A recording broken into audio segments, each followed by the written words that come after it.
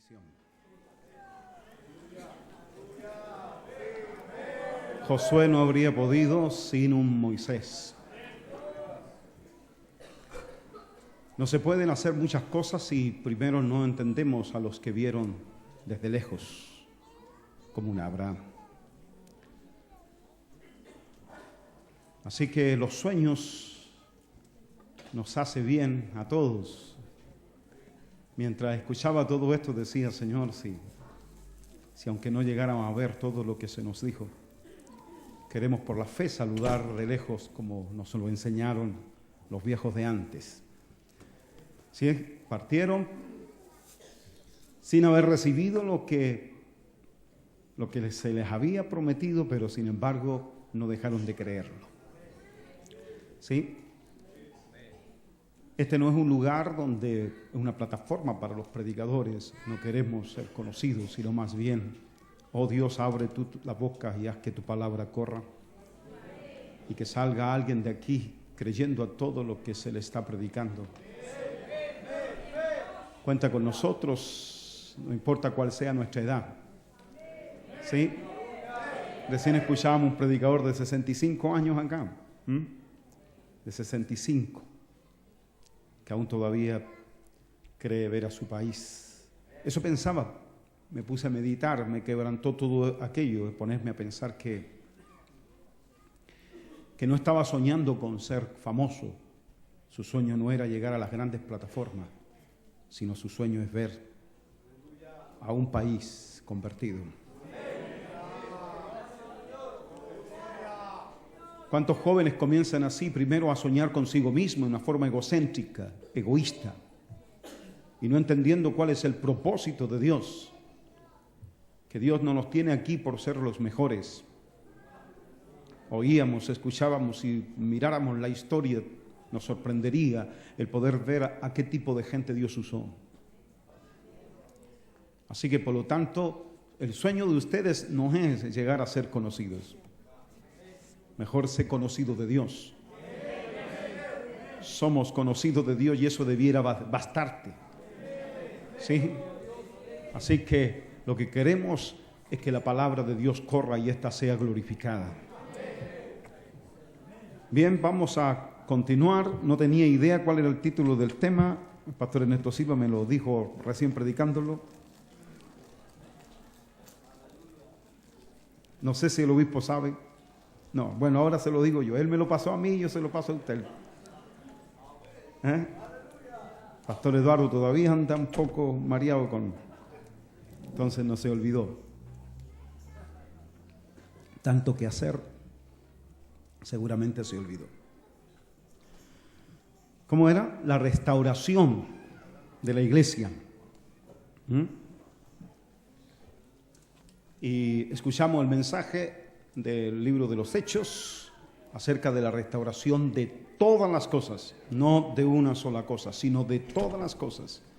Y una de ellas es que todos sus enemigos serán puestos por estrado de sus pies. Todo va a ser sujeto a Jesucristo. El postrero enemigo que será destruido es la muerte. Por lo tanto, una cosa debemos de tener entendido la iglesia, es que la muerte la vamos a ver más todavía en acción. Es el último enemigo, el postrer enemigo que será destruido. Eso quiere decir que la muerte todavía tiene que hacer mucho en este mundo. Y lamentablemente nos estamos volviendo tan insensibles ante esta realidad.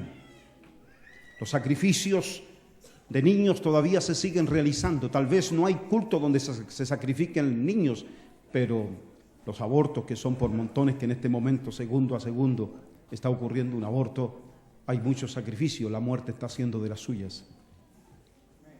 Y nosotros como iglesia no hemos venido aquí para encerrarnos entre cuatro paredes. Si tuviéramos que hablar de sueños, uno de mis sueños es que desaparezca el púlpito. No enviar de aquí gente a la calle, que nos convirtamos otra vez, todos, en esa iglesia primera, que en este momento no tenemos dirección, donde se reunió la iglesia en el principio, donde estuvo, que nos dejó. La iglesia al principio no nos dejó universidades, no nos dejó una cuenta de banco, no nos dejó terrenos, si ustedes pueden observar, pero nos dejó lo más preciado, que es su palabra según la oración de Cristo. No tan solo ruego por esto, sino también por los que han de creer en mí, por la palabra de ellos. Y esa es la palabra que corrió e hizo lo que tuvo que hacer. Y por eso uno sueña con que algún día desaparezcan los púlpitos. Tal vez, como dijo el pastor Ernesto Silva, no todos vamos a estar de acuerdo en esto. Pero Dios tiene sus propósitos y vamos a tener que estar atentos a esos propósitos. Nos puede sorprender. ¿Sí? Bien, quiero yo invitarles ahí al Evangelio de Juan, por favor, en su capítulo 5, verso 37 y 38.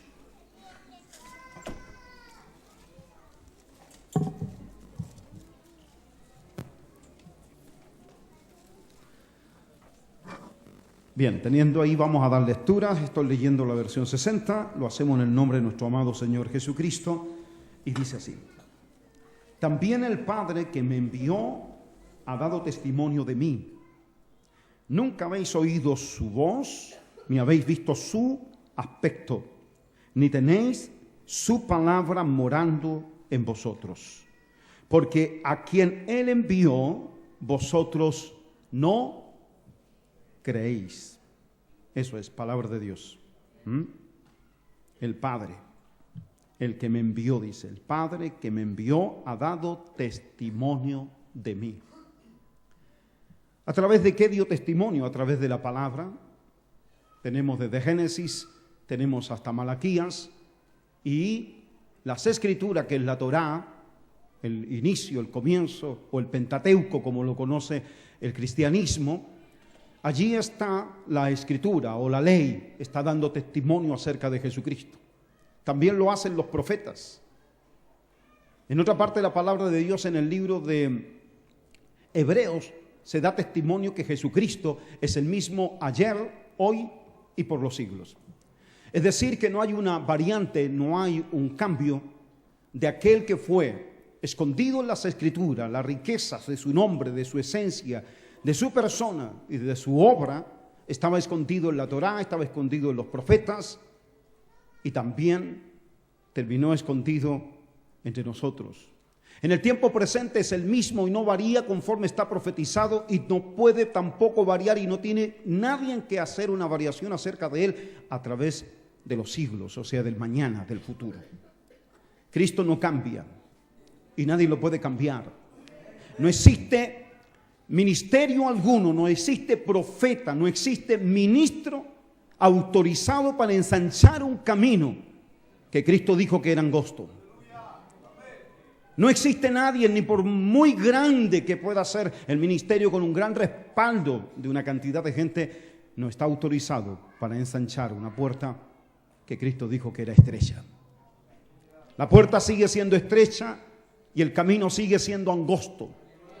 Y hay que esforzarse, amados, hay que esforzarse. Esta es la palabra del reino, el evangelio del reino. Y hay que esforzarse, y el reino de los cielos está sufriendo la violencia que tiene que sufrir.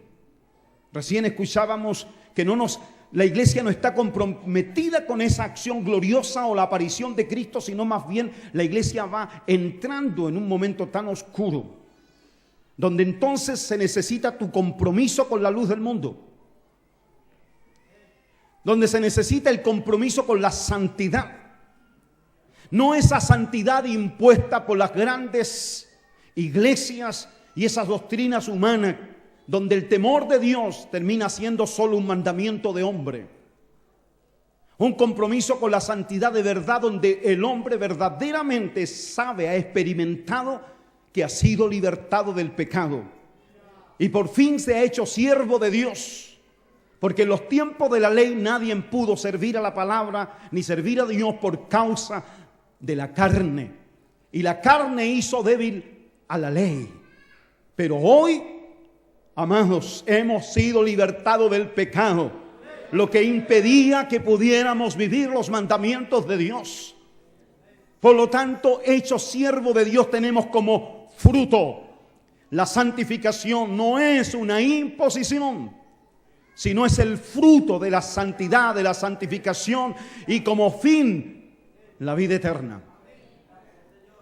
Y quien conoce esta verdad sabe cuál es su porvenir, porque no buscamos nosotros un futuro, se nos ha dado más que un futuro, la vida eterna. La vida eterna, el que busca un futuro lucha por cosas pasajeras de la vida, pero el que ya tiene vida eterna, hermano, no teme perderlo todo mientras predica este bendito evangelio. Todo aquel que vive o que quiere la vida eterna lo irá a perder todo, perderá todo lo que ha tenido en esta vida. Y hoy nosotros nos encontramos con las grandes corporaciones muy comprometidas con lo que se tiene, con lo que se posee, más que con aquello que debiera estar morando en nosotros, que es su palabra. Hay mucho compromiso. La iglesia del principio no tenía ese compromiso. No tenía compromisos con el mundo, como lo dice la canción. ¿Dónde están los hombres como Elías? ¿Dónde están los hombres como Elías?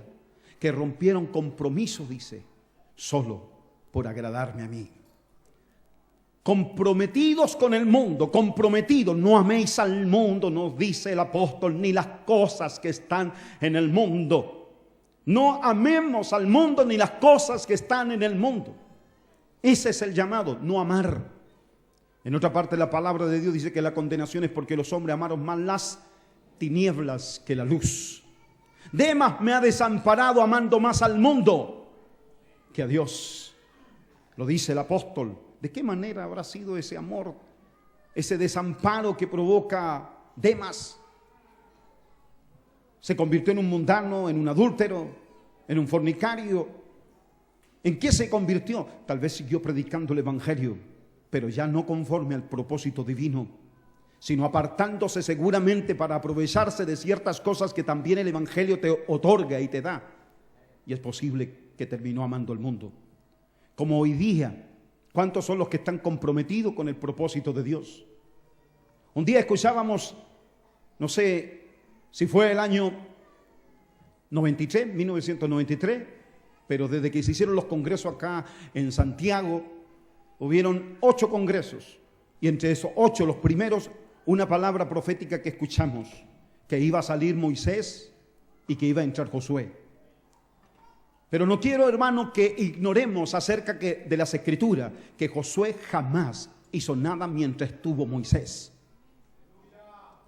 Y hoy día se adelantan y lo único que quieren pareciera que sepultar pronto a un Moisés. Pero no, hermano, no equivoquemos de unción.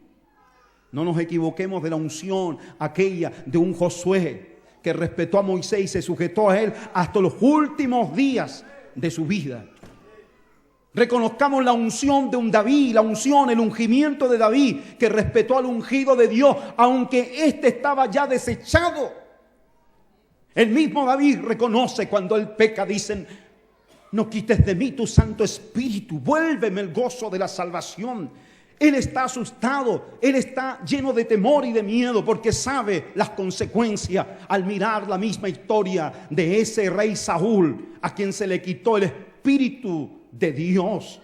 Esa unción que había venido cuando fue ungido como rey, se le había sido quitado. ¿Y en qué terminó? Un hombre atormentado por un demonio, por un espíritu. Y David conoció esa realidad porque estuvo cerca. Y aunque estuvo cerca, David no se aprovechó de esa circunstancia. Y a pesar que vino el profeta Samuel a colocar ahora el espíritu, el ungimiento sobre David, aún así David respetó al ungido de Dios hasta los últimos días de su vida. E incluso cuando llegó alguien para decir que él había matado a este rey desechado de Dios, David lo mandó a matar porque no era quien para matar al ungido de Dios. Hoy día queremos que mueran pronto estos viejos. Y no es así. Sin ellos no podríamos tener visiones. Necesitamos el sueño de los viejos. Como escuchábamos recién, de mirar las multitudes y donde hay mucha gente ponerse a imaginar. Así será la iglesia del mañana. Ver este país que no lo forjaron los próceres, este país que no lo forjaron los hombres ni los políticos, no lo forjaron los que lucharon para darnos una independencia. Ellos no forjaron esta nación. Estábamos en el corazón de Dios cuando Cristo dijo: me seréis testigo hasta lo último de la tierra. Chile es una espada puesta en el cinto de América. Cuando miramos la figura de lo que es Sudamérica, vemos un cinto y hay un largo país ahí a su costado, como si fuera una espada que está ahí envainada en ese cinto. Y ese es el sueño que uno tiene: ¿en qué momento Dios levanta esta espada? ¿En qué momento? Un día me decía ahí en Quilpué una hermana, después de haber predicado acerca de lo que Dios haría con Chile y mostrando esta realidad de que Chile fue forjado, porque Chile no llegaba muy lejos hacia el norte, ni tampoco Chile era lo que es el sur. Teníamos hasta la Patagonia, Tierra del Fuego, era todo de Chile. Todas esas cosas se perdieron en parte de lo que fue la guerra del Pacífico. Nos traicionaron por el sur y nos quitaron tierra, pero esa traición, bendita traición, porque terminó convirtiendo a Chile no en un machete, sino en una espada. Hablándonos Dios proféticamente con las figuras. Y esta hermana se me acerca después del culto y me dice: pastor, Dios me dijo, porque me vino esta enfermedad donde se pierde el color de la piel, y comenzó a convertirse la piel en toda blanca y empezó todo su cuerpo. Ella fue a ver médicos y todo hasta que consultó a Dios porque no había sanidad para ella, y entonces Dios dijo: todo tu cuerpo va a ser afectado con esta enfermedad, pero te dejaré una señal. Y cuando me dijo así, corrió su velo, que era su cabello. No tenía ahí un tomate, sino que lo corrió y mostró su rostro, y tenía a Sudamérica dibujada en su rostro. Dios confundió las lenguas de los hombres allá en la torre de Babel, pero Dios también no abandonó a los hombres y quiso avivar su obra en toda lengua. Y la última lengua que Dios usará en este tiempo es la lengua castellana en este Sudamérica. Por eso esta palabra de decir: hay luces, señales de avivamiento. No perdemos tal esperanza. Pero para eso, ¿cuántos son los que han oído la voz de Dios? Nunca habéis oído su voz, dice Jesús. La palabra da testimonio acerca de Jesucristo, pero ¿cuánto han oído su voz? ¿Qué es oír su voz? ¿Qué produce cuando oímos su voz? Es oír la voz porque la oímos audiblemente. El pastor Ernesto recién decía: no conozco, sentí al Señor, no conozco. Y dice: sí, yo creo que lo conoce. Tal vez puede decir: Dios nunca me ha hablado. Nadie de nosotros sabe cómo Dios habló con un Abraham. Si le habló audiblemente, ¿de qué forma le habló?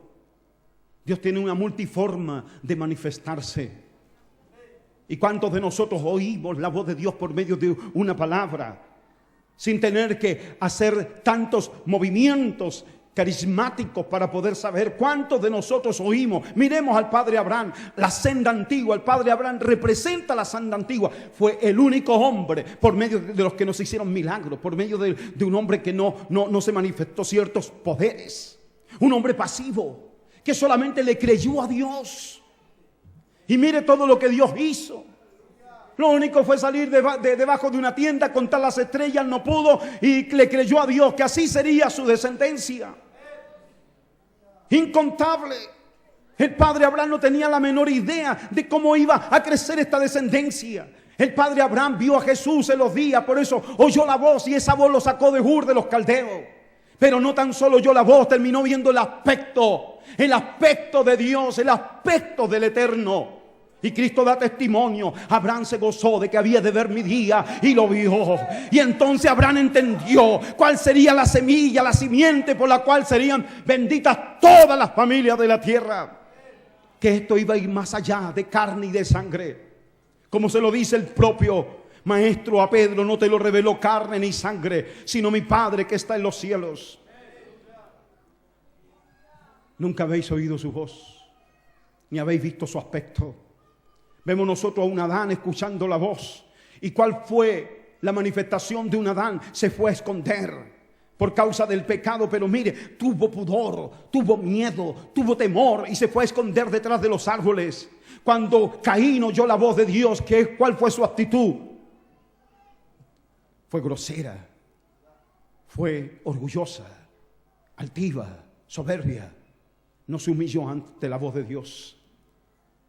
Dos caracteres tan distintos el uno al otro, sabiendo que uno es hijo del otro. Y aún así no tuvieron la misma actitud, sino que fue diferente. Hoy día, ¿cuánto nosotros estamos dispuestos a oír la voz de Dios y cuál va a ser nuestra conducta? Escuchábamos recién de que se pasea el ángel del Señor por esta tierra. Y si Dios ha colocado un ángel, esto no es para que simplemente nos gocemos, nos alegremos, demos aplausos y alabanza, sino para que también nos encorvemos, para que dejemos de ser arrogantes, orgullosos y altivos. Si el ángel se está paseando, ¿ustedes creen que el ángel está a favor de ti? Él está a favor de su palabra, de su verdad. Josué le dice al ángel: ¿eres de los nuestros o de nuestros enemigos? No, dijo. El ángel no se identificó que estaba a favor ni de Josué, ni tampoco de aquellos de Jericó, sino que él estaba delante de los escuadrones del ejército divino. Estaba para hacer caer su espada sobre todo pecado. Y la iglesia debiera de tener temor, que si este país ya el ángel se pasea y está rodeado de ángeles, debiéramos de tener temor. Debieras de tener temor que lo que haces en tu privacidad. Debieras de tener temor de saber que lo que pones delante de tus ojos. Debiéramos de tener temor en que hemos convertido nuestros propios templos. Tenemos más la presencia política que nos visita por causa de nuestros votos, más que la presencia del Eterno que quiere nuestros corazones. Una iglesia que se va comprometiendo demasiado con el mundo, que ha dejado de mirar el aspecto porque ya no quiere mirar el aspecto de Dios. No le interesa escuchar la voz de Dios. Lo que la iglesia quiere: sáname de cáncer, sáname de diabetes, sáname, pero no vengas a adueñarte de mi vida. Hay poco compromiso con el Eterno. Cristo quiere reclamar su derecho como Señor sobre la iglesia. Debemos devolverle la iglesia al Señor, porque es la única manera que siga creciendo y que ésta llegue a ser aquello para lo cual Dios la preparó y determinó lo que haría en el tiempo futuro. La iglesia no puede quedarse así como así. Lo he ido diciendo ya en varias predicaciones, aún al aire libre, cuando un día estuvimos ahí en Lota en una marcha contra este movimiento homosexual, matrimonio homosexual. Y los hermanos intercedieron, no sé cómo lo hicieron, hasta que me dieron la predicación. Y lo único que fui a decir, quería decir esto, y lo quiero decir también ahora, lo he dicho en otros momentos. Quiero decirlo aprovechando que está aquí el obispo Dito Espinosa, quiero decirlo en su presencia. Cuando uno mira la historia y ve a los reformadores con una pequeña luz, como la luz de una vela, no tenían más luz. Pero esa palabra hizo cosas grandes en los corazones de los príncipes de Alemania.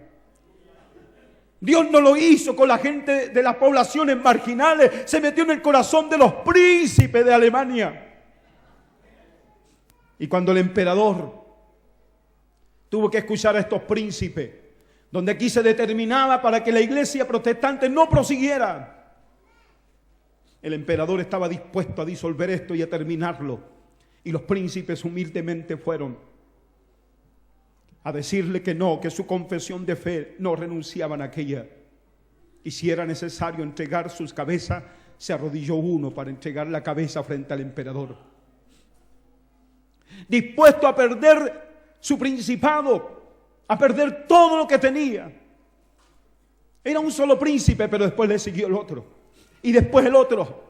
Y fueron humillándose y colocando sus cabezas delante del emperador. Haz como quiera con nuestras vidas, córtanos nuestras cabezas, pero no renunciamos a nuestra fe. No miraron los castillos que tenían, no miraron los tremendos templos que tenían, no miraron las tierras que iban a perder. No querían perder la eternidad, no querían perder el compromiso con el Eterno. No querían traicionar a aquel que murió en la cruz.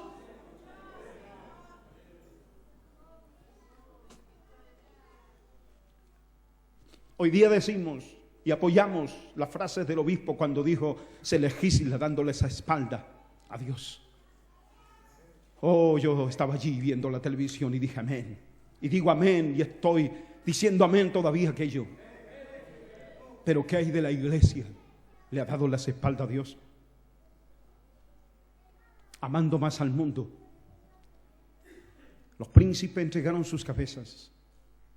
Y entonces decía yo, ¿hasta qué punto nosotros, la iglesia evangélica en este país, que tiene el permiso de las autoridades y del Estado chileno para que podamos nosotros libremente congregarnos, así como ahora, predicar en las calles y en distintos lugares, poder nosotros profesar nuestra fe, gracias a una personalidad jurídica que nos ha dado el Estado, donde incluso nos permite el Estado de tener esta diversidad de tantas denominaciones en este país, que deben superar los 4.000, no lo sé, pero son demasiado. Y siguen dividiéndose y van a seguir dividiéndose, no separándose, como dijo el reverendo Hoover. Él habló de separación. La eclesia, los sacados fuera. Sino más bien dividiéndose. Entonces decía, y lo digo ahora otra vez, si aquellos príncipes estuvieron dispuestos a entregar su cabeza, y si nosotros en este momento no podemos hacer nada contra el aborto y no podemos hacer nada contra el matrimonio homosexual, y cuando esto algún día llegue a aprobarse, porque esta cosa va así, se va poniendo más oscuro, más sombrío, y la iglesia va a necesitar en realidad, allí se va a tener que ver la luz que somos ante esta oscuridad, ante estas tinieblas. Pero la iglesia será capaz, en protesta, porque somos protestantes, en protesta, y así como lo hicieron los príncipes entregando su cabeza, seremos nosotros capaces de entregarle a este gobierno, a este Estado chileno, entregarle nuestra personalidad jurídica en protesta, así como lo hicieron también los primeros hermanos. Si Cristo fue sacado fuera de la ciudad amada, si fue sacado fuera de Jerusalén, y ellos dicen, salgamos nosotros fuera del campamento, llevando su vituperio, porque no tenemos aquí ciudad permanente, sino que buscamos la porvenir. ¿Hasta qué punto nosotros podríamos renunciar a la personalidad jurídica y con ella perder los grandes templos, los terrenos? Todo lo que se ha adquirido por medio de la personalidad jurídica, ¿seríamos capaces en protesta? Preferimos predicar, evangelizar, congregándonos en la clandestinidad antes de aprobar tal infamia que hunde a esta nación. Y probar delante de Dios, y no delante de ustedes, sino ante Dios, que estamos dispuestos a quedarnos sin nada, porque preferimos en realidad perder la vida, esta vida, pero ganarnos la vida eterna. Pero hoy día estamos llenos de compromisos y queremos hablarle a los demás por medio de palabras, de propuestas, confiando en el brazo de carne y olvidándonos y cada día alejándonos más todavía del poder de Dios. Cuando Eva se apartó del costado herido de un Adán, esta terminó siendo engañada, persuadida, y cayó bajo la gran tentación por la cual también cayó el hombre y entró el pecado en el mundo, y con ello entró la muerte. La iglesia también nace del costado herido de aquel que durmió en la cruz. Cuando ya estaba y expiró y entregó su espíritu encomendándolo a Dios, cuando ya estaba dormido en ese sueño profundo de haber entregado su vida, una lanza atravesó el costado de Cristo, de la cual nace la iglesia. La iglesia nació del costado herido del postrer Adán, como la Eva que nació del costado herido de un Adán.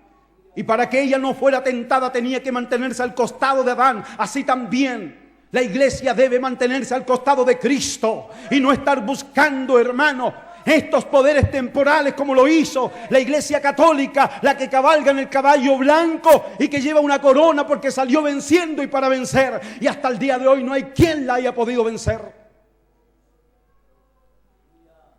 Salió con engaños, como dijo Jesucristo, ante la revelación de su venida. Primeramente, nadie os engañe.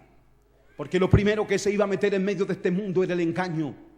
Y entró el engaño disfrazado como una religión blanca, pura, con un arco como lo tiene el Papa, ese arco que representa el cayado. La corona, no hay religión, uno solo de las religiones existentes, uno solo posee una corona y ese es el Papa. Y vean ustedes cómo van las cosas. Esa iglesia no la destruyó ni la reforma, aunque se empobreció en los días de Lutero, quedó en la bancarrota la iglesia católica, sobrevivió y no murió, porque salió venciendo y para vencer. Y a pesar, hermano, de toda esa muerte que causó esta iglesia, el mundo entero no la condenó. Gobernó imperios, gobernó a emperadores, gobernó a reinos. Se sometieron y le tuvieron miedo por muchos siglos.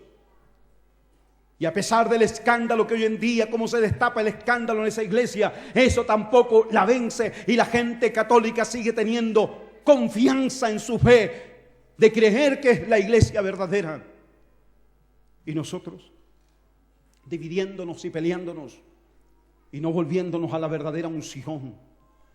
Si la iglesia se aparta del costado de Cristo, donde debiera mantenerse, dice el apóstol, temo que como la serpiente con su astucia engañó a Eva, vuestros sentidos también sean extraviados de la verdadera sinceridad o fidelidad para con Cristo. Porque si viene alguien predicando a otro Jesús, ¿será posible? Es la pregunta que nos hacemos. ¿Será posible que puede ser predicado otro Jesús tan distinto, tan diferente? ¿Será posible? Tenemos que volvernos a la palabra y mirar los acontecimientos del ayer y observar que la única manera para poder oír su voz, hay que subir a la cima del monte, porque solo en la cima del monte se escucha la voz de Dios. A la mitad del monte donde estaba Josué se escucha el corazón del hombre, pero a la falda del monte la gente o el Aarón que estaba allí escuchó la voz del pueblo. O escuchamos la voz del pueblo, o escuchamos la voz de nuestro corazón, o escuchamos la voz de Dios. Al escuchar la voz del pueblo, estos terminarán postrados ante el becerro de oro, el cual se alimenta de idolatría, de hipocresía y de egocentrismo. Mientras eso exista, cuando vemos a nuestra propia iglesia participando de las redes sociales en una forma virtual, he visto y he encontrado algunos reprendiendo demonios en la red social que hay. Allí reprendiendo demonios con nombres inventados y no con su propio nombre. Algunos escribiendo en los muros de una manera, no con nombres verdaderos. Yo conozco a un Isaías que profetizó en el nombre de Dios, pero con su nombre Isaías. Y hoy día hay cuantas personas que han ocultado su nombre, rayan los muros y no colocan nombre. Se parecen a los encapuchados, a los abortistas que no quieren dar su rostro. No podemos participar de esa hipocresía en Facebook. Tú eres hijo de Dios, hijo del reino. Donde quiera que te metas, tienes que seguir siendo ese hombre cambiado y transformado por la palabra de Dios. Y hacernos presente con esta bendita palabra, que es la única que cambia al hombre, cambia al mundo. Cambiando al hombre se cambia el mundo. Y no estamos aquí para cambiar al mundo después de todo, reflexionando bien. Nosotros estamos aquí para buscar a la oveja perdida.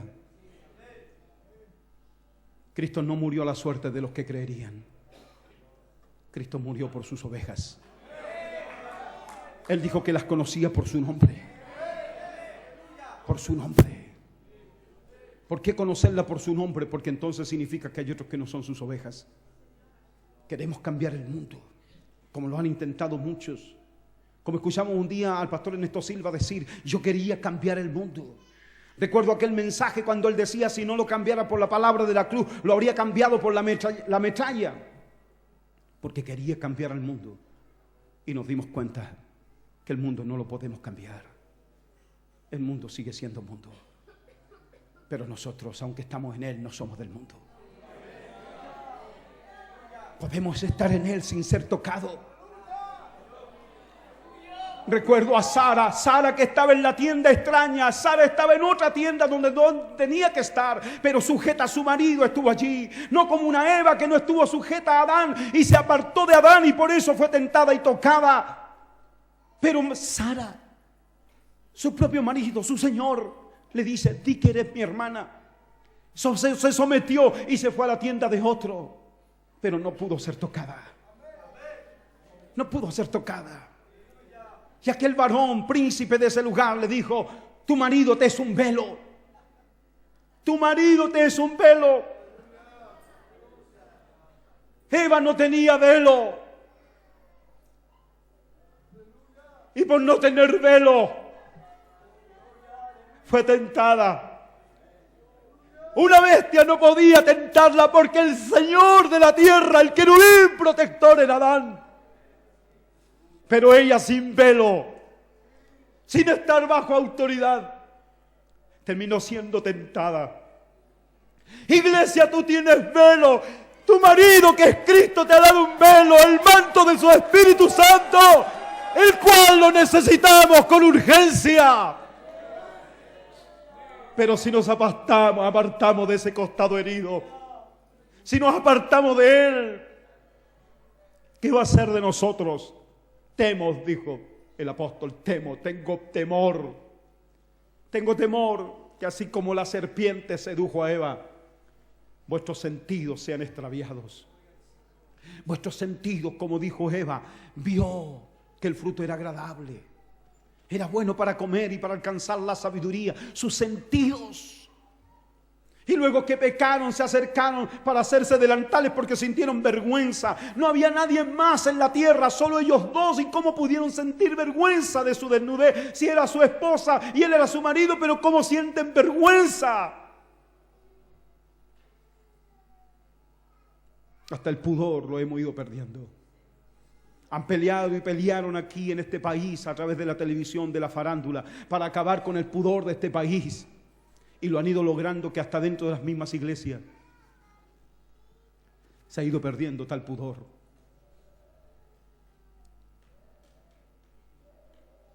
Se hicieron delantales con hojas de higuera. Y la hoja de higuera no es suficiente. Apareció la voz de Dios y sintieron miedo a pesar de que estaban con delantales. Se cubrieron su desnudez, pero no pudieron cubrirse ante la voz de Dios que se paseaba en el huerto. ¿Dónde estás tú? ¿Acaso Él no sabía dónde estaba? Porque Dios sabía que no estaba en el lugar donde había sido puesto ese querubín. Se sintió desnudo a pesar de la hoja de higuera, porque no basta la justificación humana, como Adán justifica su pecado diciendo: la mujer que tú me diste. Y se justificaron. Eso representa la hoja de higuera. Los árboles se le habían dado para comer, para echar mano sobre ellos, comer y alimentarse, y terminaron echando mano de un árbol, no para sacar sus frutos, sino para sacar sus hojas. Por eso que Cristo, cuando se encuentra con hambre, se acerca a la higuera, cuando la higuera no era tiempo de fruto. Es ridículo, ¿cierto? Podríamos encontrar de que ¿qué pasó con el maestro, con el Señor? Maldijo una higuera sabiendo que no era tiempo de fruto. Tuvo hambre, quiso echar mano y luego maldice a la higuera porque no tiene fruto, pero no era tiempo de fruto. ¿Pero por qué la maldijo? Y maldijo la higuera, la cual se secó, y nunca más nadie coma de ti, porque Él vino para terminar con la desnudez. Nadie más. Se acabó, se terminó la hipocresía, se terminó la forma de cubrirse a través de una justificación humana. De ti, allí alargó la mano Adán para cubrirse y no le permitió alargar la mano después para comer del árbol de la vida y lo sacó fuera. Por amor, sabiendo que sin sangre no hay remisión de pecado, había que haber sacrificio. Lo expulsa no porque lo odia y lo aborrece, sino más bien lo vistió con pieles para esperar aquel día de la gran redención. Y allí estaba Cristo, y lo primero que dijo: maldijo el árbol de la cual el hombre alargó su mano para cubrir su desnudez. Pero ahora está aquí el que trae un manto para que nunca más se descubra la vergüenza de tu desnudez. Compra de mí, dice, compra de mí. Pero si no hemos oído su voz, nunca vamos a terminar viendo su aspecto. Y si la iglesia no sabe, no conoce el aspecto, no conoce a Cristo, no conoce cómo es, no lo conoce, que no tiene cambio, no cambia ni en ayer, ni hoy, ni mañana, sino que es el mismo, no tiene variación alguna, no tiene sombra de variación. Dios no se muda, Cristo no se muda, Dios sigue siendo el mismo. Por eso un llamado al discipulado. Y el verdadero discípulo no es aquel que tiene clases, no que va a una clase de estudio, teología. No, es aquel donde la vida de Cristo ha de continuar. La palabra debe morar en la vida de un hombre, y este hombre debe llegar a ser uno con la palabra, uno con Cristo, palabra de su palabra, espíritu de su espíritu. Un discípulo que sea continuador, un discípulo que nazca de nuevo con un verdadero arrepentimiento y no con un compromiso, como un día estaba al lado de un pastor acá en Santiago y un llamado telefónico a su casa y que había un hombre que decía, sí, me he arrepentido, ahora quiero aceptar al Señor, así que corrimos hacia Él. Salimos de ahí, estábamos en Providencia y nos fuimos a Estación Central y llegamos allá y nos estaba esperando este varón ahí en la calle. Y entonces conversaron entre los dos y el pastor le dijo, bien, mira, nos congregamos en tal parte. Hicieron como si fueran hecho un trato, un compromiso de congregarse, de ser miembro. Y entonces me dicen a mí, ¿qué piensa usted? ¿Qué opina usted? Y me acerqué al arrepentido. Al que decía que estaba arrepentido le decía, si yo le pasara una hoja y un papel, ¿usted podría escribirme todos los pecados que ha cometido en la vida? Y el hombre se sonrió, como diciendo, no hay papel donde pueda escribir todos mis pecados. Un hombre que no siente vergüenza de lo que hizo, el tal no está arrepentido. Un real arrepentimiento, hermano.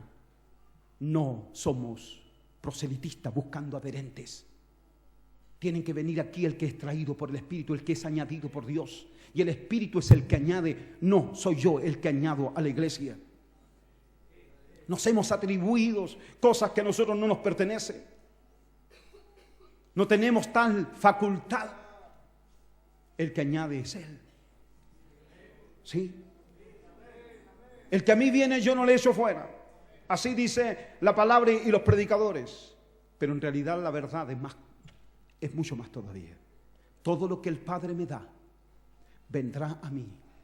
Y el que a mí viene yo no le echo fuera. ¿Sí?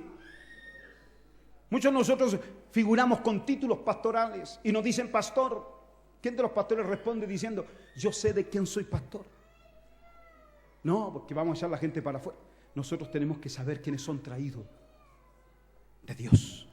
Todo lo que el Padre me da, vendrá a mí. Y el que a mí viene, yo no le echo fuera. Nunca habéis oído su voz, ni habéis visto su aspecto. Y el que no ha visto su aspecto, verá que Cristo tiene una variación a través de la historia. Y han ido cambiando. Y nos cambian al Jesús del principio. Y lo van convirtiendo en alguien diferente, más tolerante, que lo acepta todo. No es así. Un discípulo tiene que nacer a través de un verdadero arrepentimiento. Muriendo y matando su carne, no como un sistema que termina matando a las personas, imponiéndole. No, tiene que morir voluntariamente hasta llegar a estar crucificado juntamente con Cristo. Y recibiréis el don del Espíritu Santo. Cuando recibimos el don del Espíritu Santo ya llamamos a Jesús Señor. Ya no porque nos han enseñado que es el Señor, sino que realmente por el Espíritu declaramos que Jesucristo es el Señor.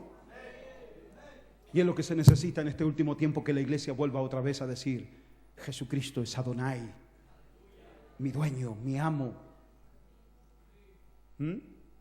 No a quien venimos a sugerirle lo que queremos hacer, sino más bien como un Pablo ahí derribado para decir, ¿qué quieres que yo haga, Señor?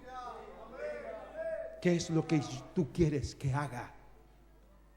Y no venimos aquí a sugerirles ideas y nos gozamos de una manera egocéntrica, como que a mí se me ocurrió, yo lo dije primero, eso lo profeticé yo, y así andan. Y no nos gozamos con que la palabra se va a cumplir. ¿Qué importa quién lo dijo? Un día me invitaron a un congreso de jóvenes. Y entonces, a última hora llegué a ese congreso, cuando de pronto el pastor me tomó y me sacó aparte y me dijo, me llevó a una oficina y me dijo, ¿sabe qué? Acá hubieron unos que protestaron que si usted predicaba, ellos se iban. Incluso entre ellos había unos músicos y por lo tanto eran importantes los músicos, si no, no habría habido. Y ellos se van a ir si predica usted, así que... Y me dijeron a última hora. Y entonces él pensando que yo estaba preocupado, mire pastor, no se preocupe. Esto no es con quien Dios lo haga, sino que Dios lo haga. Y creo que Dios lo va a hacer. Yo voy a participar igual de este congreso sentado allí, pero si Dios va a hacer algo, esto no tiene nada que ver con quién. Amados, ¿qué hay si Dios usa a otro? Gózate, alégrate, Es tu Señor haciéndolo. Es tu Señor que lo está haciendo. Devolvámosle la iglesia al Señor, que la dirija, que la gobierne, que la lleve. Sí. De tal manera que terminemos viendo su aspecto, conociéndolo, conocerlo. Jesús le dijo a los judíos que habían creído en él: si permanecieres en mi palabra, seréis verdaderamente mis discípulos. ¿Y qué dice después? Conoceréis la verdad, y la verdad os hará libres. Tenemos que terminar conociendo la verdad. No es un asunto de saberla. Cristo le dice a Nicodemo, le dice: te he dicho cosas terrenales, te las he comparado con lo terreno, y tú no entiendes. ¿Qué más si yo te declarara las celestiales? Nadie subió al cielo sino el que está en el cielo, el Hijo del Hombre, el que descendió del cielo, el Hijo del Hombre que está en el cielo. Y comenzó a declararles palabras que no estaban escritas, que Nicodemo, como un maestro, no habría podido nunca encontrarle escudriñando la Escritura. Pero Cristo comenzó a decir las cosas que estaban escritas antes que se formasen. Y entre ellos estaba aquel que había descendido del cielo, el cual estaba en el cielo. Y no se quedó allí, porque Él le dice: lo que sabemos, hablamos. Y eso es lo que está haciendo mucha gente, hablando lo que sabe. Pero hay una segunda parte: lo que hemos visto, testificamos. Si no oímos su voz, no veremos su aspecto. Y si no lo vemos, ¿de qué testificaremos? ¿Cuál será nuestro testimonio? Y ni tenéis su palabra morando en vosotros. Su palabra morando en tu vida, en mi vida. Esto no se trata de venir solamente a estar en un momento donde nos van a arengar. Yo quiero que la palabra actúe de tal manera que la palabra le hable a la palabra. Si la palabra mora en ti, tú vas a ver que la palabra le está hablando a la palabra, como activando, como si hubiera un código dentro de tu vida. Porque de otra manera serás como los días de los profetas, cuando salían a escuchar a los profetas.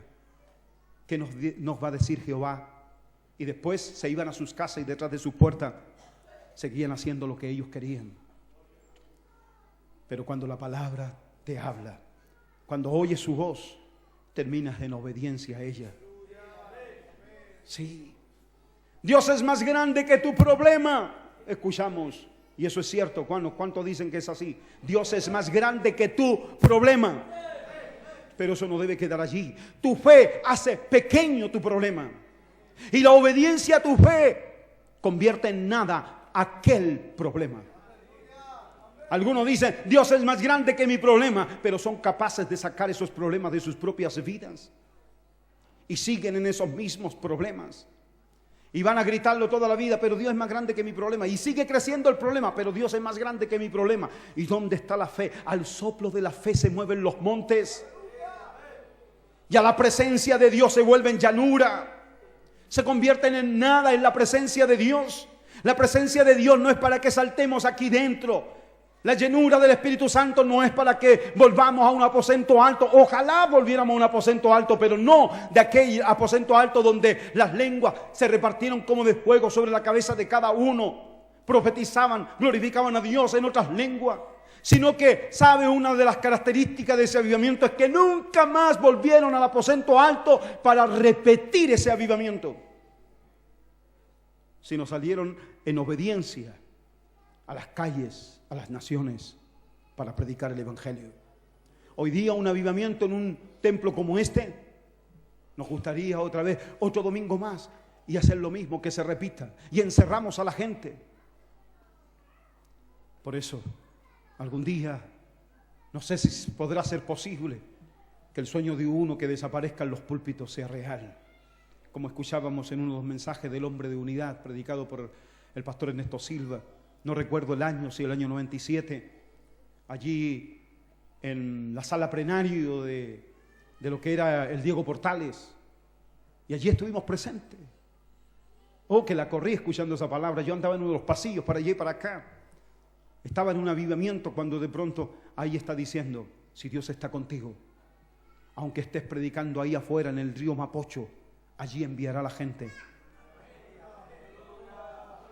Oh Dios, Y no podemos olvidar una palabra como esa. Y entonces uno empieza a ver que desaparecen los púlpitos que nos separan de todos y poder estar entre todos como Cristo estuvo con sus ovejas. Amados, nunca habéis oído su voz, dijo el gran profeta Cristo. Nunca habéis oído su voz, ni habéis visto su aspecto, ni tenéis su palabra morando en vosotros. Por eso es que no me creéis. No se trata solamente de creer que Él es el Cristo, sino que se trata de ir en pos de su palabra, en pos de su voz. Es como un día lo dijimos, estaba presente el pastor Ernesto Silva y le dije: Pastor Ernesto Silva, profetizamos de lo que Dios va a hacer en Chile, ¿y qué andamos haciendo en otras naciones? Un día estábamos en Coronel y hubo un avivamiento entre nosotros. Y de pronto la gente empezó a confesar pecados, pastor. Empezaron a confesar pecados sin que nosotros les dijéramos algo.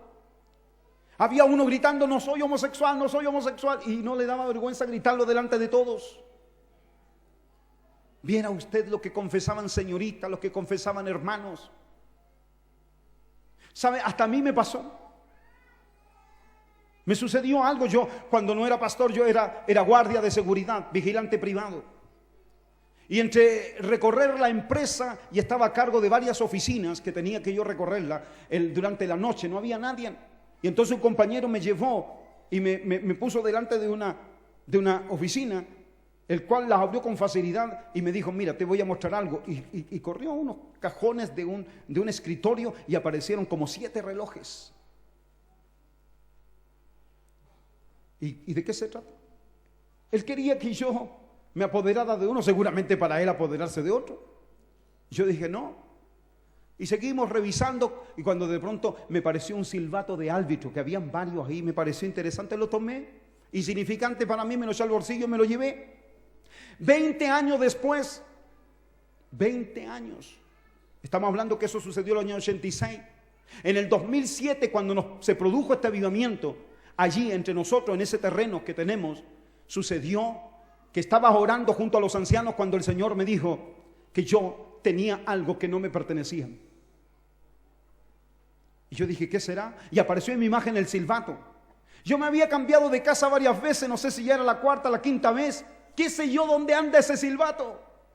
Y el Señor me mostró que debajo de la escala había un lugar oscuro, y allí, entre varias cosas, en la misma oración, allí estaba. Corrí a mi casa, busqué en ese mismo lugar y allí estaba, y corrí con él y lo fui a perder, a botarlo, lanzarlo lejos, que no quería que estuviera bajo mi poder. Y después empezó por mí, y luego empezó por los hermanos. Hubo uno que salió a buscar un mini componente que lo había adquirido, comprado, seguramente mal adquirido.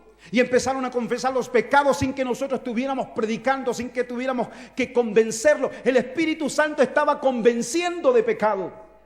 Oh, cómo hace falta esa presencia de Dios, donde tú camines por las calles y el pecado tiemble delante de ti. Sí, pero no sucede. Nos mienten mirándonos a los ojos. Le he tenido que decir a algunos: mira, conozco a varios caraduras que han aprendido a mirar a los ojos y a decir que no han pecado. Un día había uno, pedófilo, que no quería confesar su pecado, siendo miembro de la iglesia y pedófilo, y no quería confesar.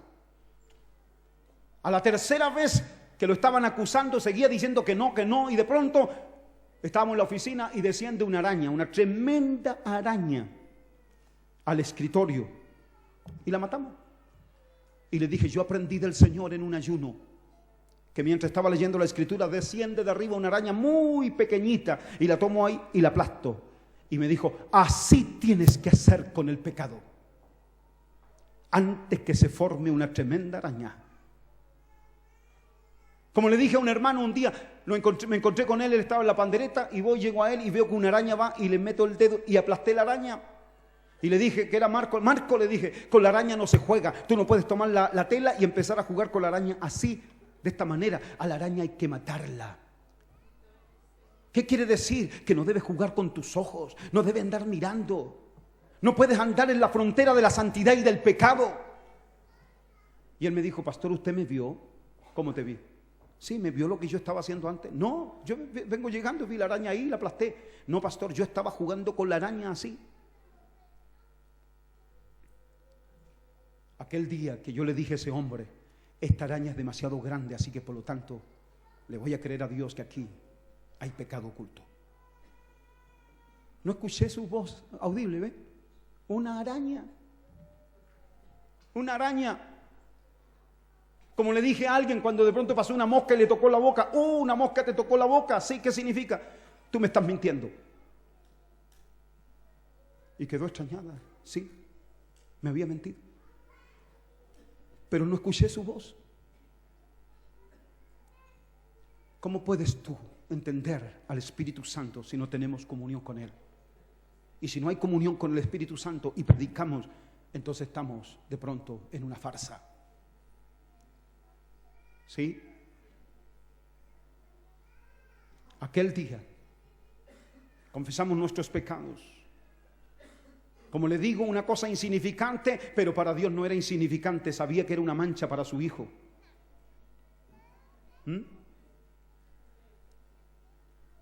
E invitamos al pueblo, si mi pueblo, sobre el cual mi nombre es invocado, se humillara. Pero los invitamos a humillarnos en oración, no a confesar nuestros pecados. No somos capaces. Como un día yo reuní a todos los ancianos para confesarle quién era yo, para confesarle lo que había. ¿Por qué tenerle miedo? En una reunión de hermanas antes de irme para acá le decía, hermanas, el pecado se confiesa, la única vez que se confiesa con tanta libertad es cuando recién nos convertimos, pero cuando ya después llegamos a ciertos puestos, a ciertos lugares, tenemos mucho que perder para confesar nuestros pecados, pero supieran lo que Dios puede hacer. Tenemos miedo de perder lo que hemos adquirido. Tenemos miedo de perder estos compromisos con el mundo. Si no oímos su voz, tampoco veremos su aspecto. Y al no ver a su aspecto, hablaremos de otro Jesús, de un Jesús de la corazonada que yo tengo, de mi corazón. Yo quiero oír a Dios, pero para oír a Dios hay que estar en la cima donde estaba Moisés. Dios fue el que le dijo a Moisés, tu pueblo se corrompe. E incluso hasta le dijo, apártate, y yo lo voy a destruir. Y Moisés dijo, no, acuérdate de tu amigo Abraham. Hoy día, joven, hijo, a ti te hablo. Dios va a desechar esta vieja generación y contigo va a empezar. Sí, Señor, porque estos están en pecado. Necesitamos un Moisés que llore delante de Dios. Y que no andemos buscando culpables, sino que nos humillemos. Acuérdate de la profecía, oh Dios. Esto no comienza conmigo, esto no comienza con nosotros. Algunos piensan que esto comienza con nosotros. No es así. Somos la respuesta de los viejos que murieron. Somos la respuesta de la oración de los expatriados del cielo y de la tierra. Oh Dios, junta las oraciones de los viejos que murieron con la esperanza de que nuevamente habría un avivamiento y más nuestra propia oración. ¿Por qué tenemos que olvidar a nuestros viejos?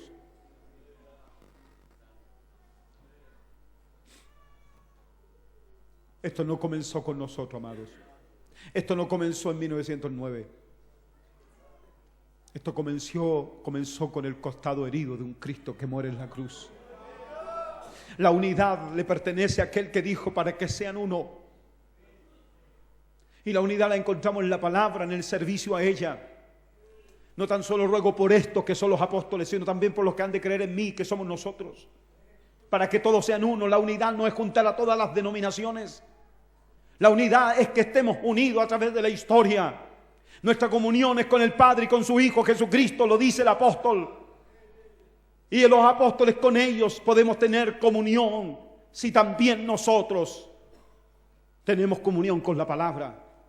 La unidad es con aquellos hombres que encendieron avivamientos, no de la manera en que nosotros nos imaginamos, como un Juan Jos, quemado en la hoguera por la Iglesia Católica que encendió un gran fuego para quemar ese cuerpo.